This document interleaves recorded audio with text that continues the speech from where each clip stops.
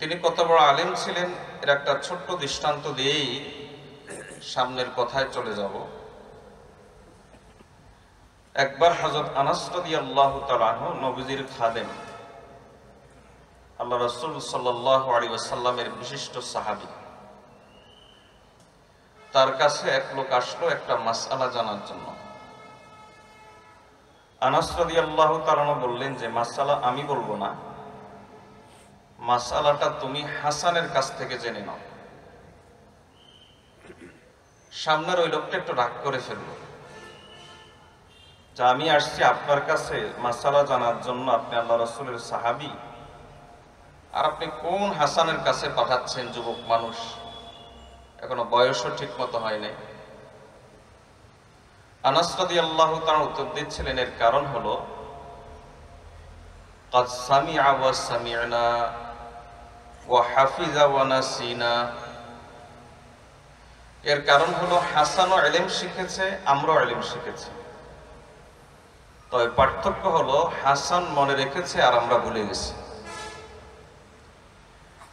আল্লাহ তাআলা তাকে এত বড় আলেম বানিয়ে দিয়েছিলেন। হাসান বসরি রাহিমাহুল্লাহ সম্পর্কে কিঞ্চিত ধারণা আপনাদেরকে দিলাম। উদ্দেশ্য হলো, আরবিতে একটা প্রবাদ আছে, কালামুল মুলুক মুলুকুল কালাম। যিনি যত বড় হন তার কথাও তত বড় হয়। হাসান বসরি সম্পর্কে একটু ধারণা পাওয়ার পর হাসান বসরির কথা কত বড় সেটারও একটু অনুমান আপনাদের হয়ে যাবে। হাসান বসরি রাহিমাহুল্লাহর জীবন থেকে, তার কথা থেকে আপনাদেরকে কিছু কথা শোনাবো। প্রথমে দোয়া চাই, আল্লাহ আমাকে আমল করার তৌফিক দিন। মুসাফির হিসাবে আপনাদের জন্য দোয়া করি, আল্লাহ আপনাদের সকলকে আমল করার তৌফিক দান করুন। হাসান বসরি রাহিমাহুল্লাহ বলেন, ফাসাদুল কুলুবি মুতাওয়াল্লিদুন মিন সিত্তাতি আশিয়া। আমাদের শরীর যেমন নাপাক হয়, আমাদের অন্তরটাও নাপাক হয়। শরীরের নাপাকি আমরা বুঝি এবং অধিকাংশ ক্ষেত্রে দেখি। যেমন শরীরের নাপাকি হলো পেশাব, পায়খানা, বীর্য, রক্ত, এগুলো শরীরের নাপাকি। শরীর যেহেতু বোঝা যায়, দেখা যায়, এটা হলো হার্ড, এটা ভিজুয়াল, এজন্য শরীরের নাপাকিগুলো বোঝা যায়, দেখা যায়। পক্ষান্তরে অন্তর হলো সফট, এটা দেখা যায় না, যার কারণে অন্তরের নাপাকিগুলো সফট, দেখা যায় না। তবে শরীর যেমন নাপাক হয়, অন্তর নাপাক হয়। শরীর নাপাক হলে ইবাদত করা যায় না, অন্তর নাপাক হলে এর ক্ষতি আরো বেশি।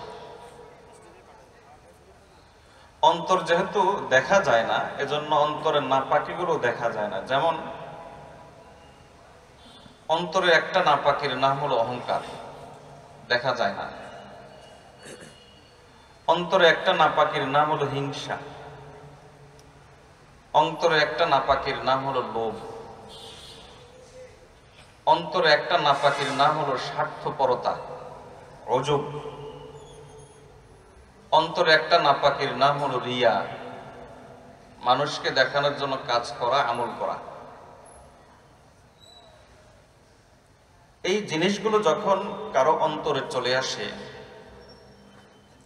তখন তার থেকে কোনো নেক আমল প্রকাশ পায় না, আর কোনো গুনাহ বাদ যায় না। মানুষ যত গুনাহ করে, যত অপরাধ করে, অথবা মানুষ যে নেক আমল ছেড়ে দেয়, এই অন্তরের নাপাকিগুলোর কারণে। প্রশ্ন হলো, অন্তর কেমনে নাপাক হয়? আরো সহজ করে বলতে হয়, অন্তর অহংকার কেমনে আসে, অন্তরে হিংসা কেমনে আসে, অন্তরে লোভ কেমনে আসে,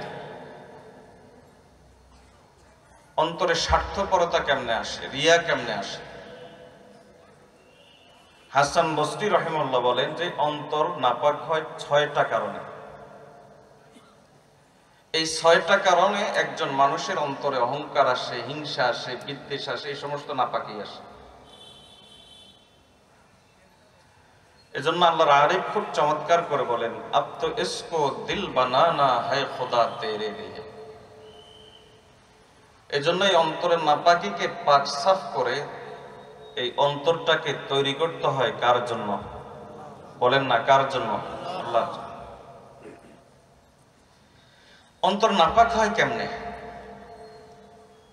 হাসান বসরি রাহিমাহুল্লাহ বলেন যে অন্তর নাপাক হয় 6 ভাবে। আমার আর আপনার কাজ হলো এই 6টা কারণ নিজের সাথে মিলানো। দেখেন যদি মিলে যায় তাহলে বুঝতে হবে আমার অন্তর নাপাক, বুঝতে হবে আমি অহংকারী, আমি হিংসুক, আমি লোভী, আমার অন্তরে নানা রোগ আছে। এই জন্য এই 6 কারণ নিজের সাথে মিলিয়ে নিজের জীবন থেকে এই 6টা কারণ দূর করার জন্য কে কে প্রস্তুত আছেন? আল্লাহকে দেখান। আল্লাহ আমাদের সকলকে তৌফিক দান করুন।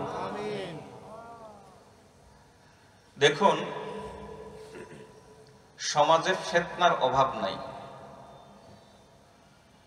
বাংলা একটা কথা আছে, সর্ব অঙ্গে ব্যথা ওষুধ দিব কোথা। আমাদের এমন কোন অঙ্গন নাই, এমন কোন অংশ নাই যে অংশে কোনো না কোনো ফিতনা নাই।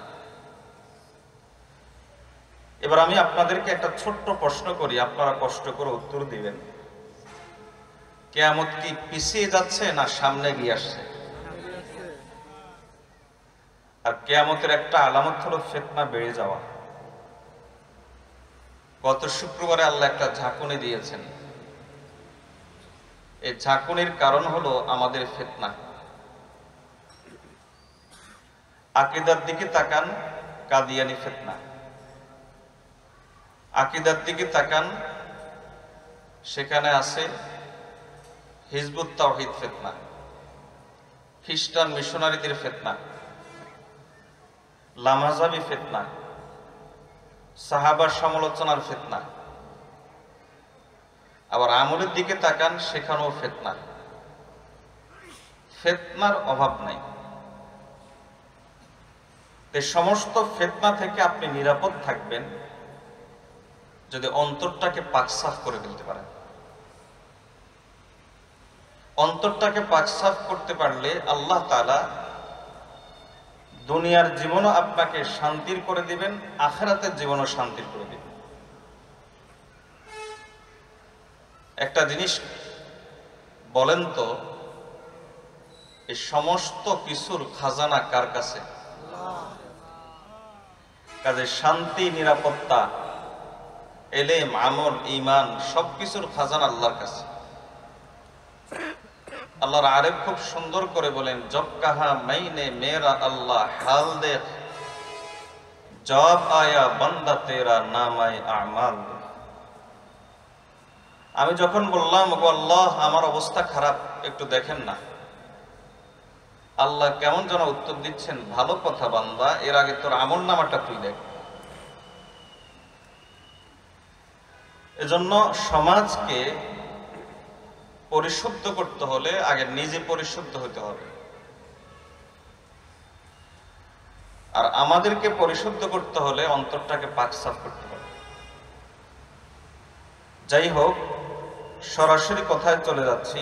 অন্তর নাপাক হয় কয় কারণে? 6 কারণে। অন্তর নাপাক হওয়ার 1 নম্বর কারণ, একটু খেয়াল করে শুনবেন। হাসান